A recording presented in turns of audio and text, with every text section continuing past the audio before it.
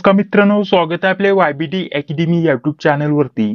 या व्हिडिओच्या माध्यमाने आज आपण महाज्योती योजना परीक्षा 2025-26 साठी ऑनलाईन अर्ज कसा भरायचा आहे याबद्दल डिटेलमध्ये माहिती आजच्या व्हिडिओच्या माध्यमाने आपण जाणून घेणार आहोत. तर त्यासाठी नक्कीच या व्हिडिओला पूर्ण बघा. तर बघा मित्रांनो, महात्मा ज्योतिबा फुले संशोधन व प्रशिक्षण संस्था यामार्फत विद्यार्थ्यांना फ्रीमध्ये ऑनलाईन प्रशिक्षण दिलं जातं. हे ऑनलाईन प्रशिक्षण घेण्यासाठी फ्रीमध्ये टॅब वाटप देखील केली जाते. इंटरनेट कनेक्शन देखील इथं फ्री दिलं जातं. हे प्रशिक्षण 6 महिन्याचं असतं मित्रांनो. आणि या योजनेबद्दल बाकीची डिटेलमध्ये माहिती आपण एका सेपरेट व्हिडिओच्या माध्यमाने दिलेली आहे. जर तुम्हाला बाकीची माहिती पाहिजे असेल तर चॅनलवरती व्हिडिओ भेटून जाईल. बाकीची माहिती तुम्ही मिळवू शकता. आता या व्हिडिओच्या माध्यमाने आज आपण ऑनलाईन अर्ज कसा भरायचा याच्याबद्दल डिटेलमध्ये माहिती जाणून घेणार आहोत. तर बघा मित्रांनो, महाज्योती योजनेअंतर्गत आपल्याला 3 वेगवेगळे अर्ज बघण्यासाठी भेटतील. पहिला अर्ज जर म्हटलं तर जर तुम्ही IBPS, बँकिंग, रेल्वे, LIC अशा प्रकारची एक्झामची तयारी करत असाल तर त्यासाठी तुम्हाला ऑनलाईन प्रशिक्षण पाहिजे असेल तर तुम्ही या अर्जाला इथं ओपन करू शकता. ही लिंक पहिल्यांदा आपल्याला व्हिडिओच्या डिस्क्रिप्शन बॉक्समध्ये भेटून जाईल. अशाच प्रकारचा दुसरा अर्ज आहे मित्रांनो, जर तुम्ही SSC CGL ची ऑनलाईन तयार करत असाल तर तुम्हाला त्याच्यासाठी ट्रेनिंग घ्यायची असेल ऑनलाईन फ्री मध्ये तर तुम्ही हा अर्ज भरू शकता. सर्व यांच्यासाठी अर्ज करण्याची जी प्रक्रिया आहे ती सारखीच आहे. कोणत्या प्रकारचा बदल नाही मित्रांनो. कोणत्याही साठी अर्ज करा, काही अडचण नाही. फक्त जी लिंक आहे ती वेगळी असणार आहे, जी प्रक्रिया असणार आहे ती सारखीच असणार आहे, जी की या व्हिडिओच्या माध्यमाने आपण बघणार आहोत. बघा 3 नंबरची लिंक जर म्हटलं तर जर तुम्ही इंजिनिअरिंग सर्व्हिस याच्यामध्ये जर ऑनलाईन तुम्हाला ट्रेनिंग घ्यायचं असेल, तुम्हाला व्यवस्थित लेक्चर करायचे असेल, व्यवस्थित शिकायचं असेल तर त्याच्यासाठी हा आपल्याला 3 नंबरचा अर्ज दिलेला आहे इंजिनिअरिंग साठी. ठीक आहे. यामध्ये जर म्हटलं तर जास्तीत जास्त विद्यार्थी IBPS, बँकिंग, रेल्वे, LIC या एक्झामची तयारी करतात. तर याचं तुम्हाला फ्रीमध्ये प्रशिक्षण पाहिजे असेल ऑनलाईन, त्यासोबत आपल्याला फ्रीमध्ये टॅब भेटणार आहे मित्रांनो हे प्रशिक्षण घेण्यासाठी. त्याचसोबत इंटरनेट कनेक्शन देखील फ्रीमध्ये भेटणार आहे मित्रांनो. तर हे सर्व मिळवण्यासाठी तुम्हाला ऑनलाईन इथं अर्ज भरावा लागणार आहे. तर चला आता मी डायरेक्टली हाच अर्ज तुम्हाला भरून दाखवत आहे. बाकीची इतर जो परीक्षांची तुम्ही तयारी करत असाल त्यांच्यासाठी अर्ज करायचा असेल तरी देखील प्रक्रिया ही सारखीच असणार आहे. फक्त या ज्या लिंक आहेत ज्या की तुम्ही स्क्रीनवरती बघू शकता वरती, तर या लिंक वेगवेगळ्या आहेत ज्या की सर्व लिंक व्हिडिओच्या डिस्क्रिप्शन बॉक्स मध्ये मी उपलब्ध करून देतोय. या योजनेमध्ये काय महत्त्वाचे बदल झालेले आहेत मित्रांनो, त्याच्यावरती देखील आपल्या चॅनलवरती अपडेट आलेले आहे. ते अपडेट देखील तुम्ही बघून घ्या. वेळोवेळी आपल्याला अशाच प्रकारचे अपडेट आपल्या चॅनलवरती दिले जातील. ते चॅनलवरती पहिल्यांदा आला असेल तर आपल्याला चॅनलला सबस्क्राईब करून घ्यायचं, जी बिल येते तिलाही क्लिक करून घ्यायचंय. तर चला आता डायरेक्टली ऑनलाईन अर्ज भरायला आपण सुरुवात करत आहोत मित्रांनो. सर्वप्रथम जर म्हटलं तर अशा प्रकारचं पेज तुमच्याकडे इथे ओपन होऊन येईल. इथे आपल्याला एक मोबाईल नंबर टाकायचा आणि सबमिट वरती क्लिक करायचं आहे. त्यानंतर अशा प्रकारचा पेज येईल. जो पण मोबाईल नंबर दिलेला असतो त्याच्यावरती OTP सेंड केला जातो. तो OTP टाकून इथं आपल्याला पुन्हा सबमिट वरती क्लिक करायचं आहे. तर बघा त्यानंतर अशा प्रकारचं पेज तुमच्याकडे इथे ओपन होऊन येईल. ज्या पण कोर्ससाठी म्हणजेच ज्या पण प्रशिक्षणासाठी तुम्ही इथं अर्ज करतात त्याचं नाव तुम्हाला इथे वरती दिसेल आणि खाली डायरेक्टली इथं अर्ज भरायला सुरुवात होत आहे. इथं पर्सनल डिटेल द्यायचे, त्यानंतर क्वालिफिकेशन डिटेल, त्यानंतर डॉक्युमेंट अपलोड करून तुम्ही डायरेक्टली इथं तुमचा अर्ज सबमिट करू शकता.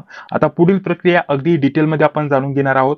त्या अगोदर अजून एक महत्त्वाची गोष्ट म्हणजे जर तुम्हाला ऑनलाईन अर्ज भरता येत नसेल आणि आपल्या टीम कडून अगदी कमी किमतीमध्ये घर बसल्या ऑनलाईन अर्ज भरून घ्यायचा असेल तर इथे वरती एक नंबर देतोय बघा, इथे स्क्रीनवरती तुम्ही बघू शकता. या नंबरवरती तुम्ही संपर्क करू शकता. व्हॉट्सअप वरतीच तुम्हाला मेसेज करायचा आहे की यासाठी आम्हाला अर्ज भरायचा आहे. त्यानंतर डॉक्युमेंट लिस्ट तुम्हाला पाठवली जाईल. ते डॉक्युमेंट तुम्ही व्हॉट्सअप वरती सेंड करू शकता. त्यानंतर घर बसल्या अतिशय कमी चार्ज मध्ये तुम्हाला तुमचा न चुकता व्यवस्थित अर्ज भरून दिला जाईल. तर त्यावरती तुम्ही व्हॉट्सअप वरती संपर्क करू शकता. अदरवाईज कसा अर्ज भरायचा याच्याविषयी डिटेलमध्ये माहिती आता आपण बघतच आहोत. ठीक आहे. तर चला सर्वप्रथम जर म्हटलं तर एक्झामिनेशन सेंटर आपल्याला इथे निवडण्यासाठी आलेले आहेत मित्रांनो.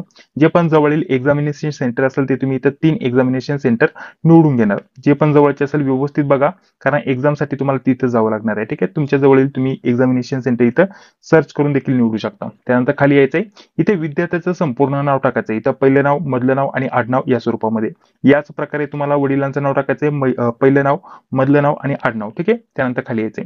खाली आल्यानंतर जनरल मेल फिमेल आपल्याला इथे सिलेक्ट करायचं, जे पण असेल ते तुम्ही इथे सिलेक्ट करू शकता.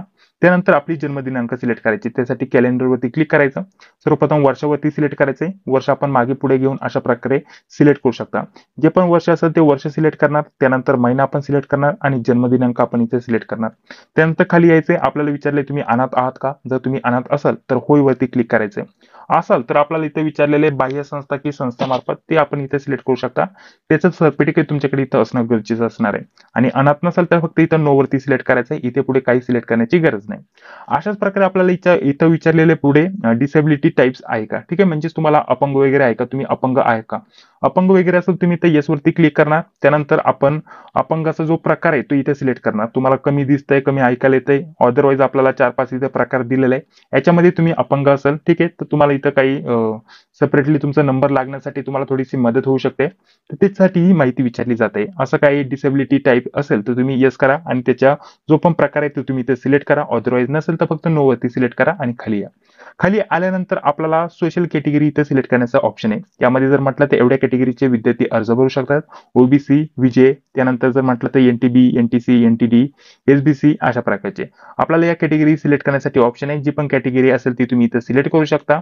त्यानंतर आपल्याला कास्ट सिलेक्ट करायची. आता यामध्ये आपली कॅटेगरी सर्टिफिकेट आहे, त्याच्यावरती आपली कास्ट दिलेली असते. व्यवस्थित कास्ट बघा मित्रांनो, त्याच्यानुसारच आपलं सिलेक्शन होणार आहे. तर जी पण कास्ट असेल व्यवस्थित तुम्ही इथं सिलेक्ट करणार. ठीक आहे, या स्वरूपामध्ये व्यवस्थित बघणार आणि ती कास्ट तुम्ही व्यवस्थित तुमची सिलेक्ट करून घेणार.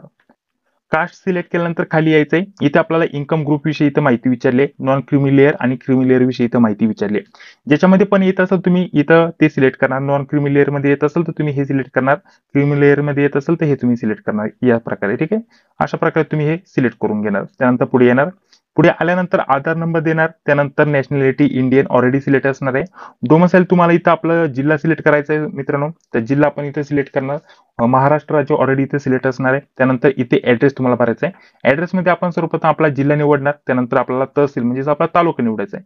जो पण तालुका असेल तुम्ही व्यवस्थित बघणार तुमचा तालुका कोणता आहे आणि तो तालुका तुम्ही इथे निवडून घेणार. ठीक आहे, त्यानंतर खाली यायचंय. खाली आल्यानंतर इथे आपल्याला आपलं गावाचं तालुक्याचं नाव टाकू शकता, म्हणजे संपूर्ण ऍड्रेस भरू शकता. घराचा नंबर टाकू शकता. आपलं पूर्ण ऍड्रेस तुम्ही इथे भरू शकता. जास्त काय माहिती नसेल नाही भरलं पुढे काही अडचण नाही, फक्त गावाचं नाव द्या, आपल्या पोस्टाचं नाव द्या, बस, बाकी काय नाही. नाहीतर आधार कार्ड वरती जसा ऍड्रेस असतो तसा तुम्ही इथे ऍड्रेस इथं भरू शकता.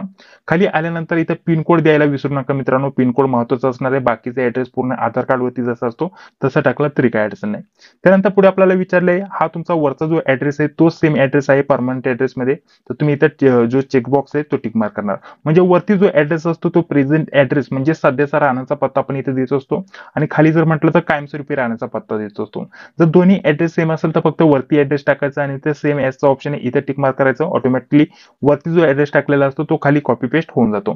त्यानंतर खाली यायचंय. खाली आल्यानंतर इथे आपल्याला आपला मोबाईल नंबर दिसेल आणि त्यानंतर इथे आपल्याला अल्टरनेटिव्ह मोबाईल नंबर द्यायचा असेल एखादा तर आपण देऊ शकतो. थोडंसं खाली आल्यानंतर इथे आपल्याला एक ईमेल आयडी द्यायचा आहे. ठीक आहे, ईमेल आयडी व्यवस्थित टाका. मोबाईल नंबर ऑलरेडी दिसत आहे, ईमेल आयडी व्यवस्थित टाकायचा आणि त्यानंतर सेव्ह अँड नेक्स्ट वरती आपल्याला क्लिक करायचंय. तर पटकन ही सर्व माहिती भरून मी इथं सेव्ह अँड नेक्स्ट करत आहे. त्यानंतर पुढे बघा, पुढे आपल्याला एज्युकेशनल क्वालिफिकेशनची डिटेल इथं भरायची मित्रांनो.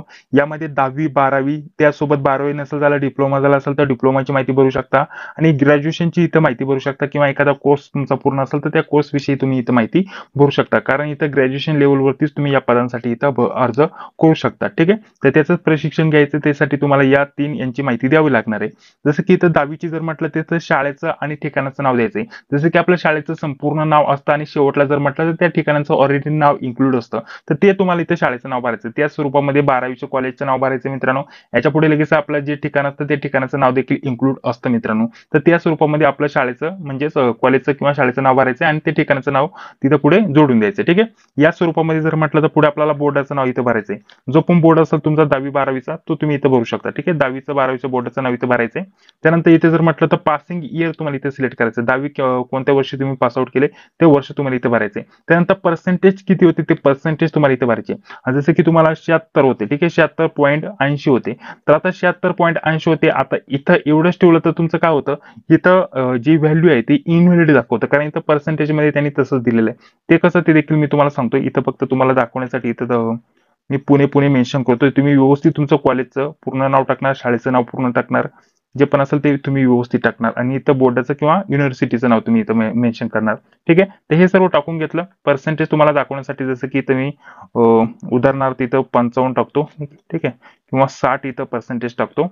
त्यानंतर इथे 76 टाकतो. ठीक आहे, या स्वरूपामध्ये.